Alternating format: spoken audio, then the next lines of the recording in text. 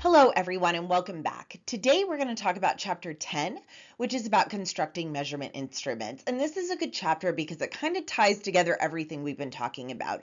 The idea of conceptualizing concepts and then operationalizing them as well. And we're going to talk about reliability and validity and how they work when it comes to measurement instruments. So let's dive in. So we're going to talk about creating measurement tools. And the thing that's really great that Rubin and Babbie say is that there's truly an art to creating and administering reliable and valid measurement tools. Any of us could throw together a couple of survey questions or a couple of questions about a topic we're interested in, but really measurement tools are bigger than that. It's really creating things that are structurally sound, where you know you're going to get the right data, right? That validity, we want to make sure we're accurately measuring things, and reliability. We want to make sure that people understand the survey and that it's clear so that they can repeat it over and over and you're going to get similar results. So when you're looking at creating measurement tools, this chapter is a little bit more of an overview, partially because measurement tools can vary a lot based on the research design and the type. So whether you're doing a quantitative or a qualitative study, or if you're doing an explanatory versus descriptive or exploratory,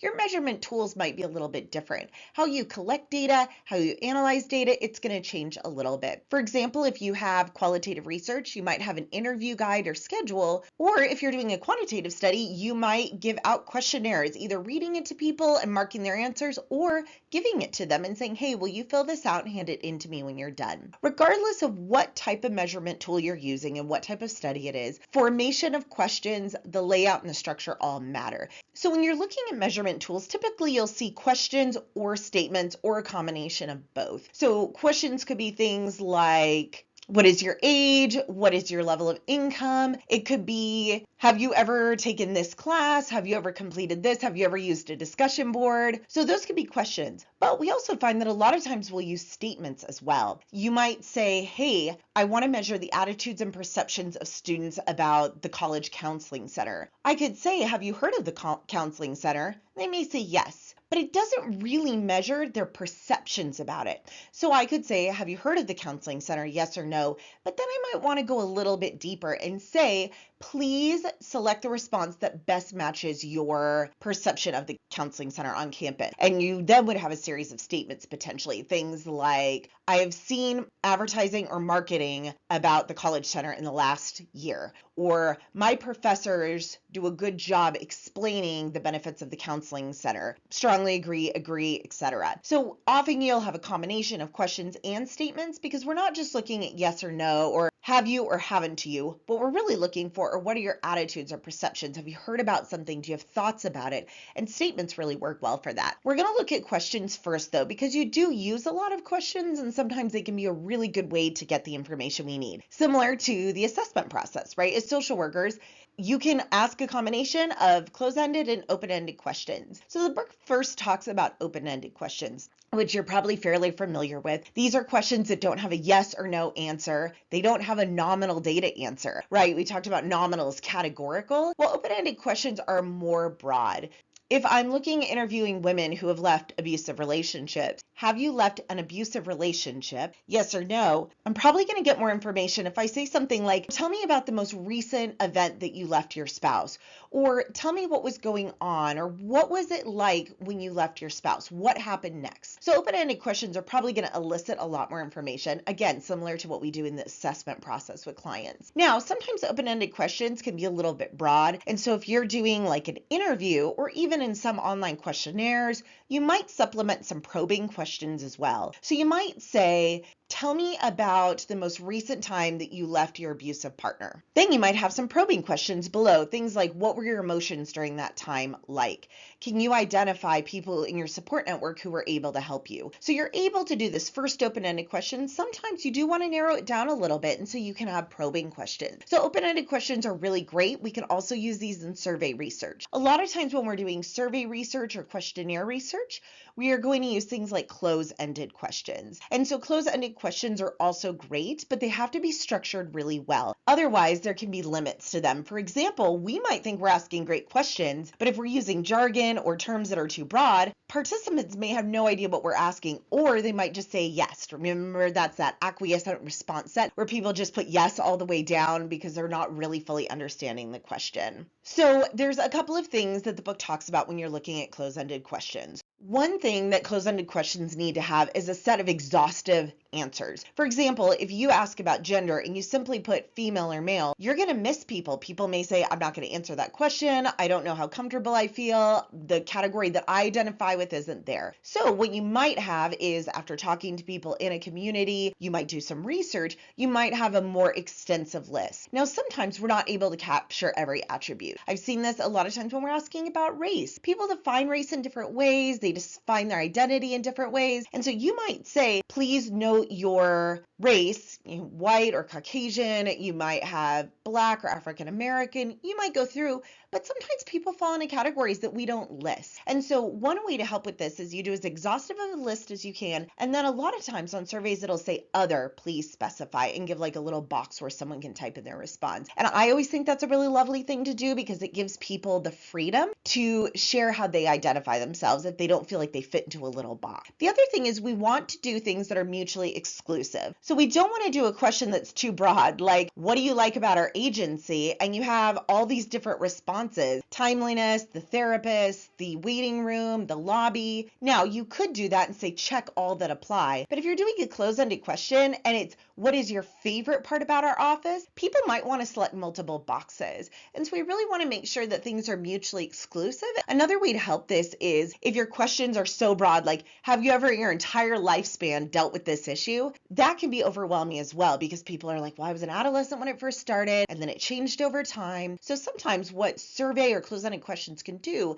is use time frames. In the last 365 days, have you done this behavior? What are your symptoms of depression in the last 2 weeks? Or you can say things like, what is your best response? Or please select a statement that most closely aligns with how you view this issue or topic in the last month, in the last year. So we really want to make sure it's mutually exclusive and our participants aren't looking at all the answers going, oh, I want to check 4 of them. We really should create one that is clean enough that they only want to check 1. We also need to make sure our questions are clear and precise. The book gives some really great examples of that, saying things like your community. Well, people define community differently: their city, their town, their state, their neighborhood, their family. You also want to make sure that you avoid what they call double-barreled questions. And that's where you have a question with 2 parts. And this is hard with our clients too, because when you're doing an assessment, if you ask questions that have multiple parts and are too complicated, people get overwhelmed. Or they forget the first half of the question and don't remember to respond to it. So if you do have a double-barreled question, maybe you want to ask about the intake process in your agency and the discharge process. You wouldn't ask a question that is, how comfortable do you feel with the intake process and the discharge process? That's a lot. Do they focus on intake? What if the intake process was great, but the discharge process was terrible? They're going to not know what to select. So with double-barreled questions, you could just divide them into 2. How comfortable were you with the intake process? How comfortable were you with the discharge process? Or you could say something else like, please select the statement that best represents your perceptions of our agency. I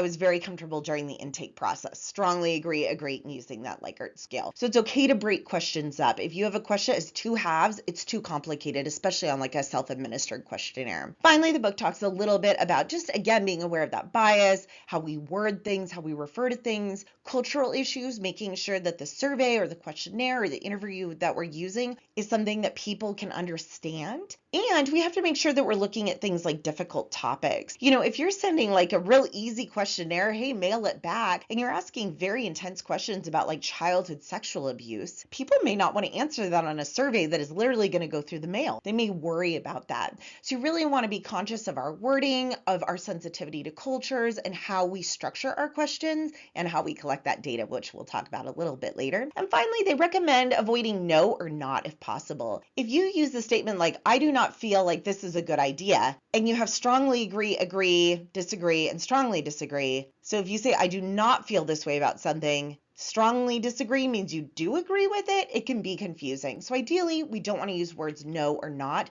especially with things like Likert scales. A few more things that sometimes there's a tendency to want to cram everything in the kitchen sink onto a survey, but we really want to keep it uncluttered. We want to leave space between the lines sometimes.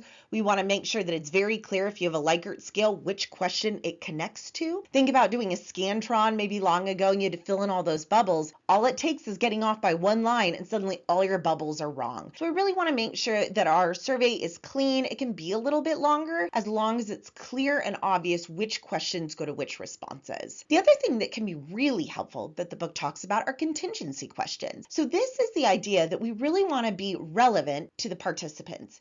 And if you are looking for something that 90% of the participants haven't experienced, they're not going to want to answer a bunch of questions. And so this is where online scales and online surveys are fantastic, because let's say you want to interview people about their experiences with mental health therapists. Now, if I say in this questionnaire, please talk about your experiences with a mental health therapist in the last 30 days, and 90% of my participants have never seen a mental health therapist, or it's been years or decades, they're just going to write no all the way down, which is not what we want. So instead, we can ask a contingency question, which might be like a screening question, so to speak. Have you seen a mental health therapist in the past 30 days? People can select no, and it'll say, thank you for completing our survey. Or if they say yes, it'll say, please take the next 10 minutes to answer a series of questions about your experience. So these are a really nice screening tool that you can use. The other technique that you can do with the survey to kind of keep it clean and uncluttered is the use of matrix questions. These are really, really great for Likert scales. So let's say I want to evaluate if my clients have a good experience during their intake process at my organization. I really want to see if we're doing a good job getting people in the door, making them feel comfortable, and giving them the information they need.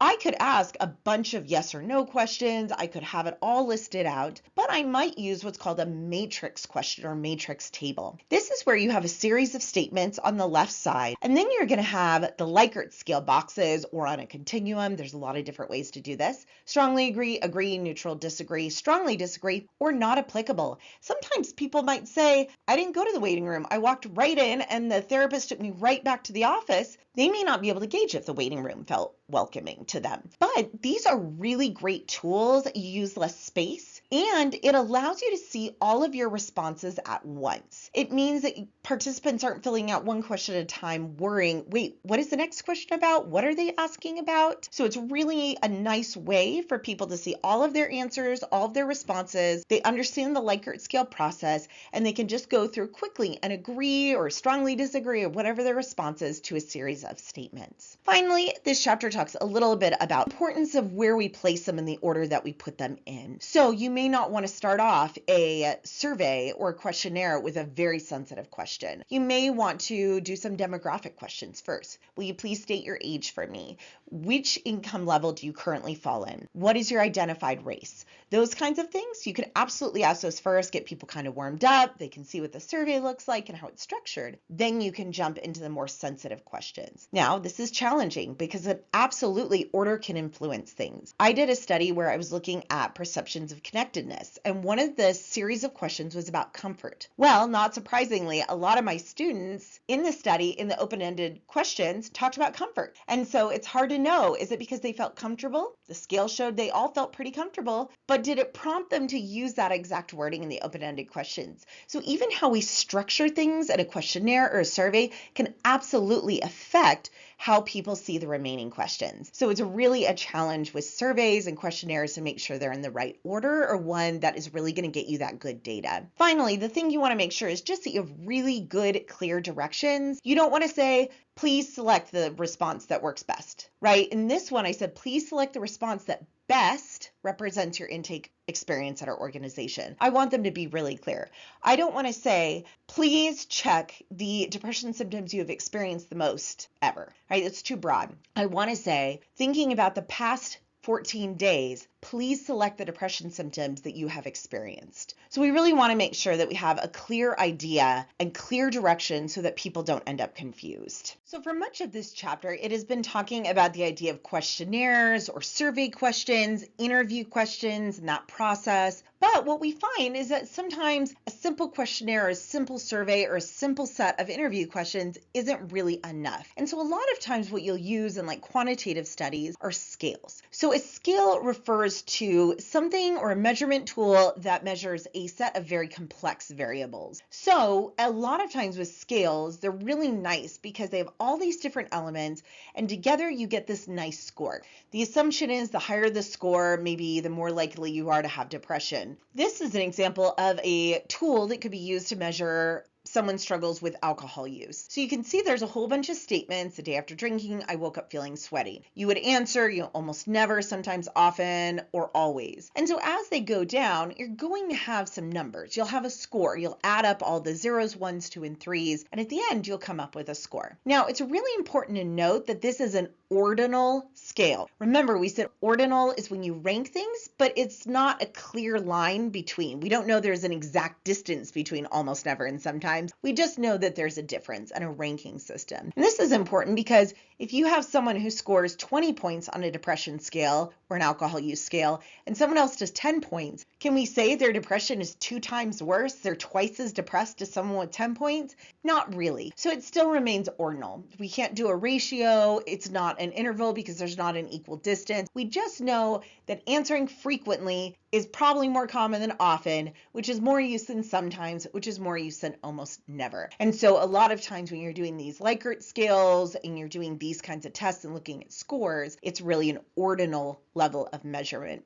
So once you have done your research, you've talked to people and participants that you might be studying, you've looked and seen how other people study this phenomenon, how they define it, then you have this scale. And even then there's some steps, and the book references them. You have to have clear definitions of what you're looking at. Now, you don't just start giving it out and say, hey, this is a great tool. We have to look for reliability and validity. A couple different ways we could do this. You might say, hey, I came up with this scale and it's going to measure causes of stress or factors of stress among college students. So you might put it together. You have a pretty clear definition. You have a set of symptoms or thinking patterns or whatever it might be that you're looking for. You're still probably going to run it by an expert or a panel of experts. They're going to look at that face and content validity. But we also talked about those aren't always the best type of validity. We really want to look at things like criterion-related validity or construct validity. So the way that we do that is you have to give the test to someone. They have to tell you if it works. You have to be able to look at the scores. So a lot of times people will pilot a survey where they'll give it as a test or a pre-test to a small sample of participants, and they'll go through and they'll answer it. It could be 10 people, it could be 20 people. Then what you can do is there's a whole cool set of psychometric tests and statistical tests that you can run to really start to say, is this a valid tool? Is it measuring what it should? Is it reliable? The other thing you could do is you could have participants walk through it, verbalizing, okay, hey, I'm going to answer this, but this question doesn't make sense, or I don't understand how to do this. So you're getting that real-time feedback about it that then you can implement. So again, creating skills can be hard. Very rarely are you doing this as a new social worker, but it is important to understand when we're reviewing literature, when we're using evidence-based practices, to understand what it looks like and why this is so important. Finally, the book does talk a little bit about how to handle missing data. Rubin and Babbie give a lot of different ideas. My work doing quantitative analysis for different institutions has been this. Say that you have missing data. There are going to be people that don't want to answer a question, and that's okay. We want our participants in research to feel like they have control. So we don't want to force people to answer questions. Now, if I have a scale that I'm testing and 89% of my participants don't want to answer that question, maybe it's too sensitive. Maybe it's worded in a way that doesn't feel appropriate. So you have to think about those kinds of things. But a lot of times what I'll do is if 6 people out of 10 answered it, I'll note the 6 and then say missing 4, right? I have to be honest about the fact that this may not necessarily be a totally full spectrum of responses because several people, almost half of them, didn't answer. So definitely some different ways to handle missing data. I've always found it's just good to be clear at the beginning that you have some of it missing, but Rubin and Babbie do give some different ideas that you can add the mean score or other things. So that is scales and testing in a nutshell. Finally, here are my references for this chapter. I hope it was helpful.